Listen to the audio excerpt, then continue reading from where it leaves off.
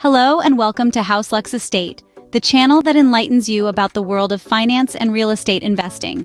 Today, we're exploring an essential financial concept, calculating your net worth. Net worth is a snapshot of your financial health, representing the difference between your total assets and total liabilities. It's a vital measure that can help you understand where you stand financially. Stay tuned as we delve into the step-by-step process of calculating your net worth. Net worth is a snapshot of your financial health. It's like a financial yardstick that measures where you stand at a specific point in time.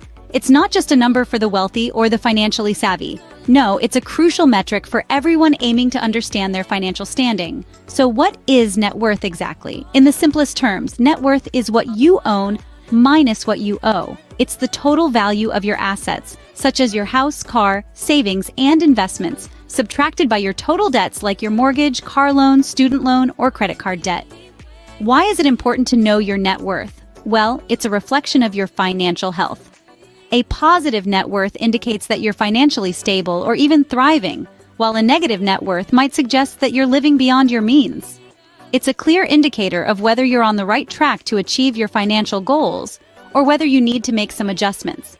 Understanding your net worth can also help you plan for the future. It can guide you in making informed decisions about budgeting, investing, and debt management. Remember, it's not about having an impressively high net worth. It's about knowing where you stand so you can make the best financial decisions for you and your loved ones.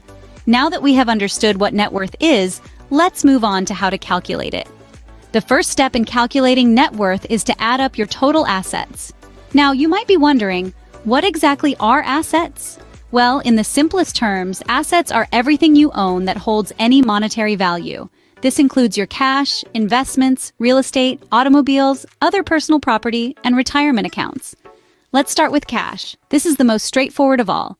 It includes the cash in your hand, your savings accounts, checking accounts, and any other deposits you might have with financial institutions. Next up are your investments. These can be stocks, bonds, mutual funds, or even a small business you own. The value of these investments is usually the market value, which is the price they would fetch if you were to sell them today. Moving on to real estate. This could be your primary residence, a vacation home, rental properties, or land you own. The value of real estate is usually determined by its current market value, which is the price it would sell for in the current market. Then we have automobiles. This includes cars, bikes, boats, or any other vehicles you own. The value of these is often determined by the current resale value, which is the price you would get if you were to sell it today. Other personal property could include things like jewelry, furniture, electronics, or collectibles. The value of these items is often based on their current resale value. Finally, we come to retirement accounts. These might include 401(k)s, IRAs, or other pension plans. The value of these accounts is usually the amount you have contributed plus any gains or losses. Now that we've covered what assets are and how to value them, it's time for some arithmetic. Add up the value of all your assets. This might take some time and research, but it's a crucial step in determining your net worth. Once you have a total of all your assets, you can proceed to the next step. So let's keep going and explore what's next on our journey to calculating net worth. Opening. The second step in calculating net worth involves adding up all your liabilities. Now, you might be wondering, what exactly are liabilities? Well, in the simplest terms, liabilities are what you owe. These are financial obligations or debts that you're responsible for.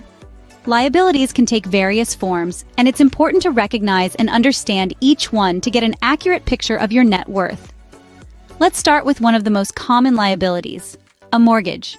If you own a home, the chances are that you have a mortgage. This is the amount you owe on your home loan. You can find this number on your most recent mortgage statement. Next up, student loans. Many of us have them, and they certainly count as liabilities. Your student loan provider can give you the current balance. Then we have credit card debt. This one is straightforward. Just add up the outstanding balance on all your credit cards, and that's your credit card debt liability. Car loans are another common liability. If you financed your vehicle, you would have a car loan. The remaining balance on your loan is your liability. Lastly, we have other personal loans. These could be anything from a bank loan for a major purchase to a payday loan to cover unexpected expenses. So how do you value these liabilities? the value of a liability is simply the amount you owe. Therefore, to calculate your total liabilities, you add up all these amounts. It's crucial to be thorough and not overlook any debts, no matter how small they might seem. Every dollar counts when calculating your net worth. Remember, this process is not about passing judgment on what you owe or why you owe it. It's about painting a clear, accurate picture of your current financial status. That way, you can make informed decisions about your financial future. Closing. After calculating both your assets and liabilities, you are now ready to calculate your net worth. The final step in calculating net worth is simple. Subtract your total liabilities from your total assets. This step is the culmination of all the work you've done so far. You've listed all your assets, from your home to your savings account. You've also tallied up your liabilities, be it your mortgage, credit card debt, or student loans. Now, let's see how it all comes together. Imagine you've worked out that your total assets amount to $200,000. This includes your home, car, investments, and savings. On the other hand, your total liabilities, which include your mortgage, credit card debt, and car loan, total to $150,000. The calculation is straightforward. You simply take your total assets, that's the $200,000, and subtract your total liabilities, the $150,000. So $200,000 minus $150,000 equals $50,000. That $50,000 is your net worth. This might seem like a simple subtraction problem, but it's so much more than that. It's the measure of your financial health. It's the culmination of your financial decisions and lifestyle choices. It's a snapshot of where you stand financially at this moment in time. And there you have it. That's how you calculate your net worth. Let's do a quick recap of what we've covered today. We started off by understanding that net worth is the total value of what you own, that is your assets, minus what you owe, your liabilities. This simple yet powerful calculation can help you make informed decisions about your financial future. We then moved on to calculating total assets. This encompasses everything you own of value. Your assets could range from your cash savings and investments to your property or business. The key here is to be thorough in your assessment. Don't overlook anything, no matter how insignificant it may seem. Every penny counts. Following assets, we delved into calculating total liabilities. These are all your debts and obligations. This could include your mortgage, car loans, student loans, credit card debt, and even money you owe to friends or family. It's crucial to be honest with yourself during this stage. Underestimating your liabilities will only lead to an inaccurate calculation of your net worth. Finally, we subtracted liabilities from assets. The resulting figure is your net worth. If you've been diligent in calculating your assets and liabilities, this figure will give you a true reflection of your financial health. Remember, a positive net worth means your assets exceed your liabilities, which is an excellent position to be in. A negative net worth, on the other hand, means you owe more than you own. While this might seem daunting, don't be discouraged.